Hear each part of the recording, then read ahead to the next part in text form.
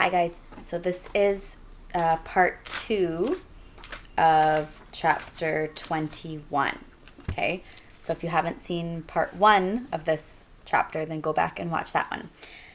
Like I said earlier, my video hasn't really been working, so my apologies that this is coming out in 2 different parts and a lot later than I expected.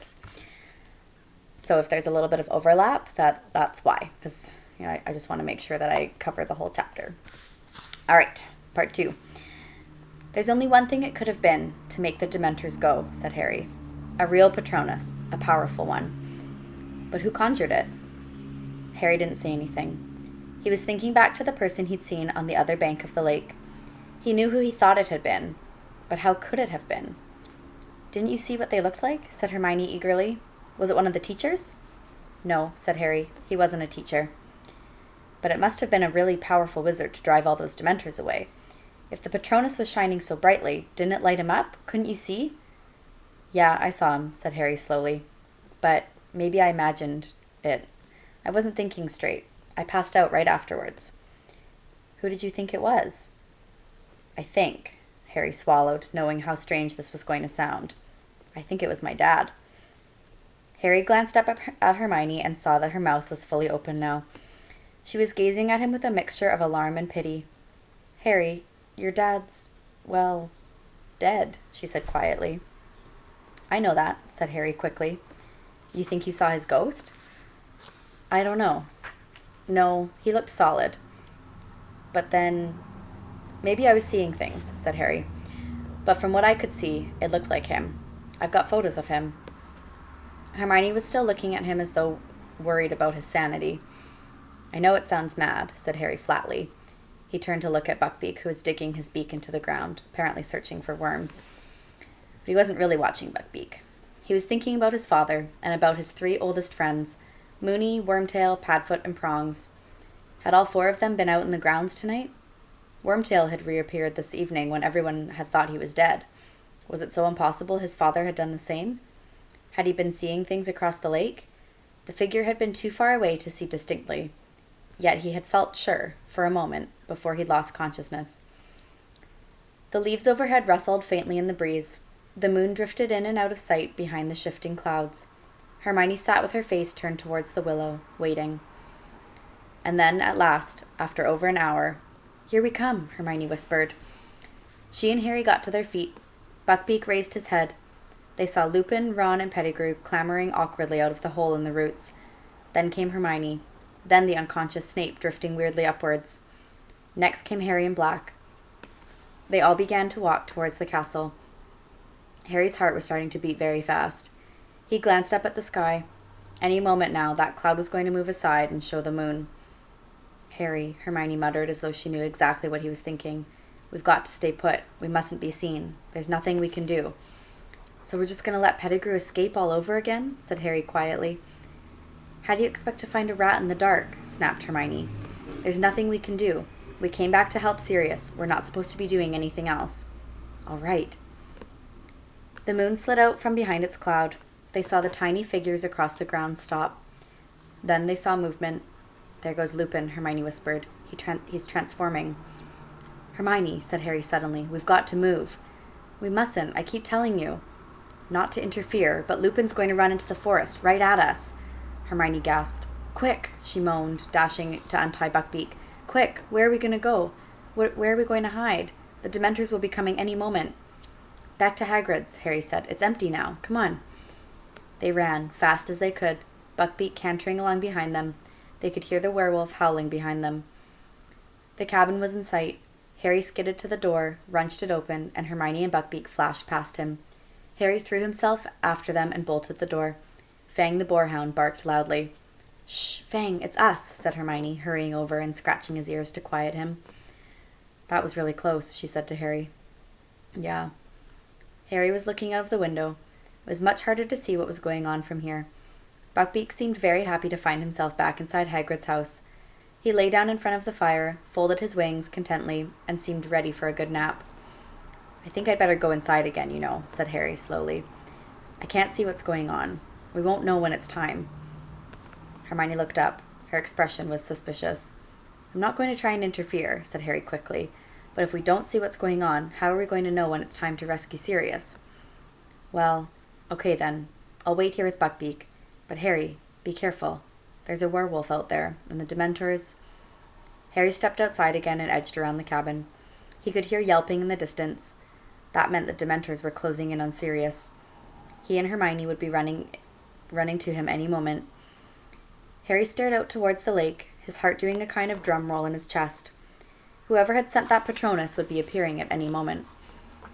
For a fraction of a second he stood, irresolute, in front of Hagrid's door. You must not be seen. But he didn't want to be seen. He wanted to do the seeing. He had to know. And there were the Dementors. They were emerging out of the darkness from every direction, gliding around the edges of the lake. They were moving away from where Harry stood, to the opposite bank. He wouldn't have to get near them. Harry began to run. He had no thought in his head except his father. If it was him, if it really was him, he had to know. Had to find out. The lake was coming nearer and nearer, but there was no sign of anybody. On the opposite bank, he could see tiny glimmers of silver, his own attempts at a Patronus. There was a bush at the very edge of the water. Harry threw himself behind it, peering desperately through the leaves. On the opposite bank, the glimmers of silver were suddenly extinguished. A terrified excitement shot through him. Any moment now. Come on, he muttered, staring about. Where are you? Dad, come on. But no one came. Harry raised his head to look at the circle of Dementors across the lake. One of them was lowering its hood. It was time for the rescuer to appear, but no one was coming to help this time. Then it hit him. He understood. He hadn't seen his father. He had seen himself. Harry flung himself out from behind the bush and pulled out his wand. Expecto Patronum, he yelled. And out of the end of his wand burst, not a shapeless cloud of mist, but a blinding, dazzling, silver animal. He screwed up his eyes, trying to see what it was. It looked like a horse. It was galloping silently away from him across the black surface of the lake. He saw it lower its head and charge at the swarming Dementors. Now it was galloping around and around the black shapes on the ground. And the Dementors were falling back, scattering, retreating into the darkness. They were gone. The Patronus turned. It was cantering back towards Harry across the still surface of the water. It wasn't a horse. It wasn't a unicorn either. It was a stag. It was shining brightly as the moon above. It was coming back to him. It stopped on the bank. Its hooves made no mark on the soft ground as it stared at Harry with its large silver eyes. Slowly, it bowed its antlered head, and Harry realized. Prongs, he whispered. But at, like, the antlers, right? So, almost like prongs. But as his trembling fingertips stretched towards the creature, it vanished. Harry stood there, hands still outstretched.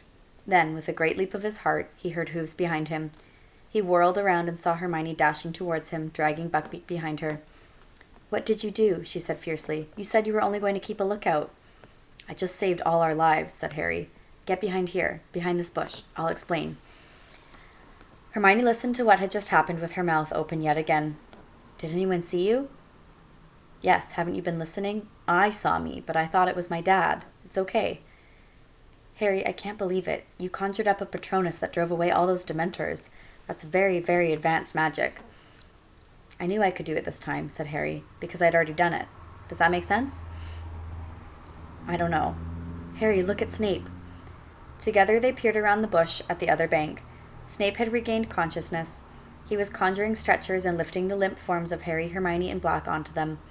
A fourth stretcher, no doubt bearing Ron, was already floating at his side.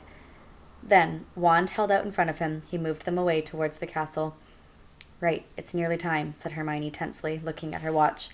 We've got about 45 minutes until Dumbledore locks the doors to the hospital wing. We've got to rescue Sirius and get back into the ward before anybody realizes we're missing. They waited, watching the moving clouds reflected in the lake, while the bush next to them whispered in the breeze. Buckbeak, bored, was ferreting for worms again. Do you reckon he's up there yet? Said Harry, checking his watch. He looked up at the castle and began counting the windows to the right of the west tower. Look, Hermione whispered. Who's that? Someone's coming back out of the castle. Harry stared through the darkness. The man was hurrying across the grounds towards one of the entrances. Something shiny glinted in his belt. McNair, said Harry. The executioner. He's gone to get the Dementors. This is it, Hermione. Hermione put her hands on Buckbeak's back, and Harry gave her a leg up. Then he placed his foot on one of the lower branches of the bush and climbed up in front of her. He pulled Buckbeak's rope back over his neck and tied it to the other side of his collar like reins. "Ready?" he whispered to Hermione. "You better hold on." He nudged Buckbeak's sides with his heels. Buckbeak soared straight into the dark air. Harry gripped his flanks with his knees, feeling the great wings rising powerfully beneath them. Hermione was holding Harry very tightly around the waist. He could hear her muttering, "Oh no, I don't like this. Oh, I really don't like this." Harry urged Buckbeak forwards. They were gliding quietly towards the upper floors of the castle. Harry pulled hard on the left-hand side of the rope, and Buckbeak turned. Harry was trying to count the windows flashing past. "Whoa," he said, pulling backwards as hard as he could. Buckbeak slowed down, and they found themselves at a stop, unless you counted the fact that they kept rising up and down several feet as he beat his wings to remain airborne. "He's there," Harry said, spotting Sirius as they rose up beside the window. He reached out, and as Buckbeak's wings fell, was able to tap sharply on the glass. Black looked up. Harry saw his jaw drop. He leapt from his chair, hurried to the window, and tried to open it, but it was locked. "Stand back," Hermione called to him, and she took out her wand, still gripping the back of Harry's robes with her left hand. "Alohomora!" The window sprang open. How, said Black weakly, staring at the hippogriff. "Get on, there's not much time," said Harry, gripping Buckbeak firmly on either side of his sleek neck to hold him steady. "You've got to get out of here. The Dementors are coming. McNair's gone to get them." Black placed a hand on either side of the window frame and heaved his head and shoulders out of it. He was very lucky he was so thin. In seconds he had managed to fling one leg over Buckbeak's back and pull himself onto the hippogriff behind Hermione. "Okay, Buckbeak, up," said Harry, shaking the rope. "Up to the tower. Come on." The hippogriff gave one sweep of its mighty wings, and they were soaring upwards again, high as the top of the west tower. Buckbeak landed with a clatter on the battlements, and Harry and Hermione slid off him at once. "Sirius, you better go quick," Harry panted. "They'll reach Flitwick's office any moment. They'll find out you've gone." Buckbeak pawed the ground, tossing his sharp head. "What happened to the other boy, Ron?" said Sirius urgently. "He's going to be okay. He's still out of it, but Madame Pomfrey says she'll be able to make him better. Quick, go." But Black was still staring down at Harry. "How can I ever thank—" "Go," Harry and Hermione shouted together. Black wheeled Buckbeak around, facing the open sky. "We'll see each other again," he said. "You are, truly, your father's son, Harry." He squeezed Buckbeak's sides with his heels. Harry and Hermione jumped back as the enormous wings rose once more. The hippogriff took off into the air. He and his rider became smaller and smaller as Harry gazed after them.